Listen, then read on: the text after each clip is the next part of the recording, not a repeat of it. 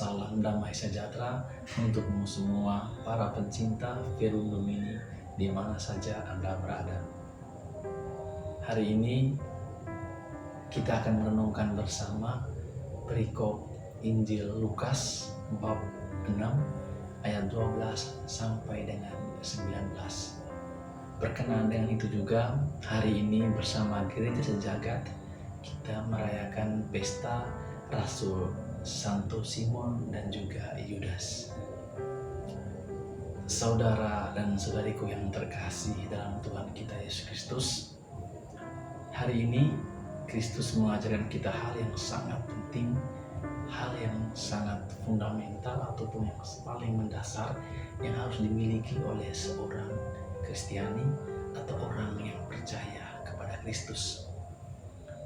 Dalam bacaan Injil hari ini, penginjil Lukas mengisahkan bagaimana Kristus memilih ke-12 rasul dan mengutus mereka untuk mewartakan sabda Allah.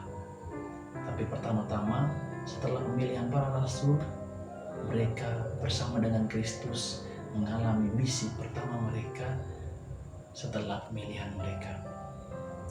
Dalam Injil Lukas ada hal yang ingin saya renungkan bersama. Yang pertama, kita melihat dengan baik bahwa sebelum Yesus memilih para rasul, ia pergi ke bukit dan berdoa semalam-malaman.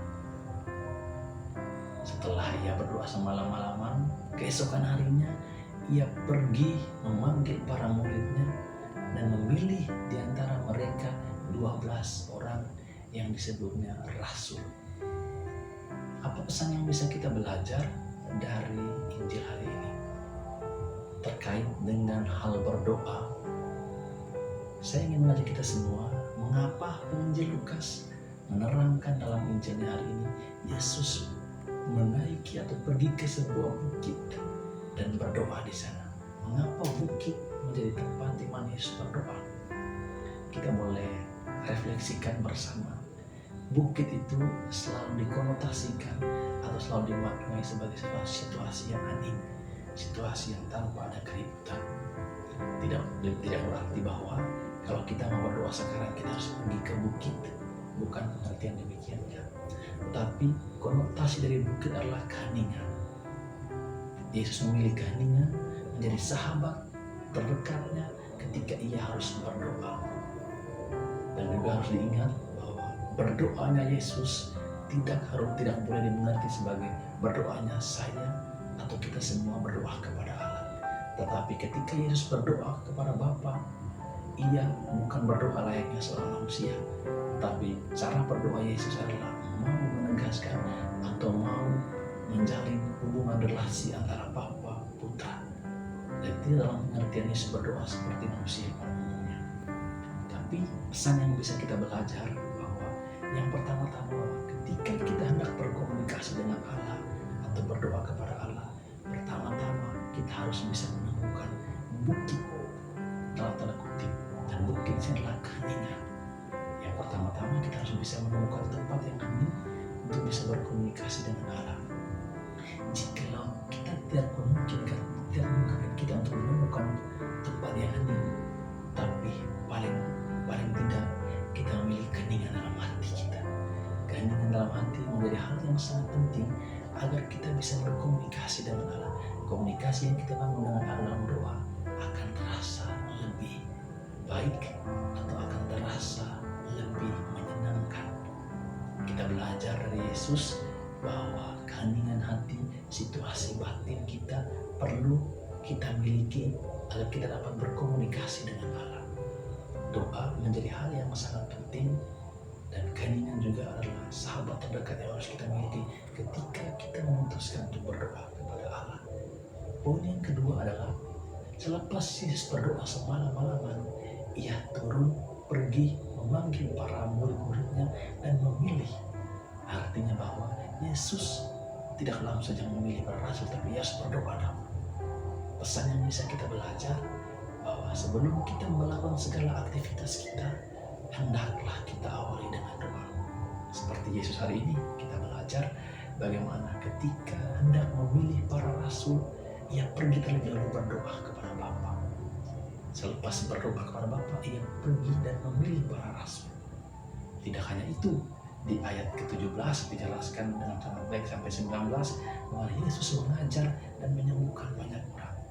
Artinya ada beberapa aktivitas yang Yesus buat setelah dia berdoa, memanggil para rasul, mengajar dan menyembuhkan banyak orang. Para pencinta Verbum Domini yang terkasih, sekali lagi saya ingin tegaskan bahwa pesan yang bisa kita petik dari perikop Injil Lukas hari ini bersamaan dengan pesta Rasul Simon dan Yudas adalah yang pertama, untuk berdoa kepada Allah, temukanlah tempat yang hening. Kalau tidak mungkin untuk menemukan tempat yang paling hening, tetapi bisa saja kita menemukan dalam hati kita, memiliki satu situasi yang hening dalam hati atau batin kita, agar kita bisa berkomunikasi dengan Allah. Dan yang kedua, setelah kita menemukan tempat yang hening atau memiliki situasi batin yang hening, berbicaralah kepada Allah dari hati ke hati, layaknya seorang anak yang merindukan untuk berbicara kepada bapaknya sendiri. Dan yang ketiga, bahwa kita perlu mengawali semua aktivitas kita dengan berdoa. Karena dalam aktivitas kita yang akan kita laksanakan, kita melibatkan Allah untuk terlibat dalam aktivitas tersebut. Kita tentu belajar dari Yesus sebelum ia memilih para rasul, sebelum ia mengajar dan menyembuhkan banyak orang, ia terlebih dahulu berdoa. Lantas kita yang adalah para pengikutnya, kenapa seringkali kita menjalankan aktivitas atau mengawali aktivitas kita dengan berdoa? Pantas saja jika kita mengalami kesusahan atau kesulitan.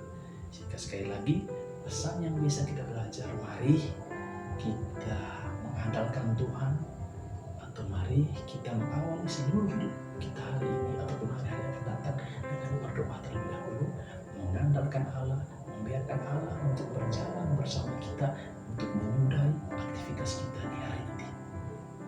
Mari kita andalkan Allah, bertemu dengan Allah dalam keheningan hati, dan berdoa kepada Allah memohon bantuan rahmat-Nya agar aktivitas kita hari-hari ini selalu diberkati dan semua rencana kita dapat berjalan dengan baik.